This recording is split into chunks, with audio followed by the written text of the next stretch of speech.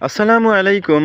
ও আমার দেশের মাটি তোমার তরে ঠেকাই মাতা, আমার সোনার বাংলা আমি তোমায় ভালোবাসি, বারবার আসিব ফিরে এই সোনার বাংলায়। দেখেন এই কৃষক ভাই দুইটি কিন্তু দেখেন এই কি সুন্দরভাবে ধান নিয়ে যাচ্ছে কাঁধে করে। দেখেন চমৎকারভাবে তারা বাইকে করে কিন্তু ধান নিয়ে যাচ্ছে। এই যে ক্ষেত, এই যে দেখেন এই যে ধান ক্ষেত, এই ধান ক্ষেত থেকে উঠিয়ে কিন্তু তারা এই বাইকে করে এই ধানগুলো এই যে সুন্দরভাবে তারা বাড়িতে নিয়ে যাচ্ছে। দেখেন অসাধারণ দৃশ্য।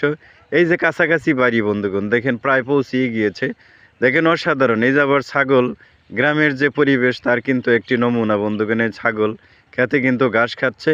আর এই কৃষক ভাই দুইটি তারা কত পরিশ্রম করে দেখেন মাথার ঘাম পায়ে ফেলে কষ্ট করে কিন্তু ধান নিয়ে যাচ্ছে। আসলে এইভাবে ধান নেওয়ার দৃশ্য কিন্তু সচরাচর দেখা যায় না। এখানে বগুড়া জেলা গাবতলী এলাকা, এখানে দক্ষিণপাড়া ইউনিয়ন, এখানে কিন্তু এই দৃশ্যটি দেখা যায়। মাঝে মধ্যেই কিন্তু এই দৃশ্যটি দেখি। আমার এই দৃশ্যগুলো ভালো লাগে, মনের ভিতরে আসলে দোলা দেয়, অনেকটা প্রাণ ফিরে পাই।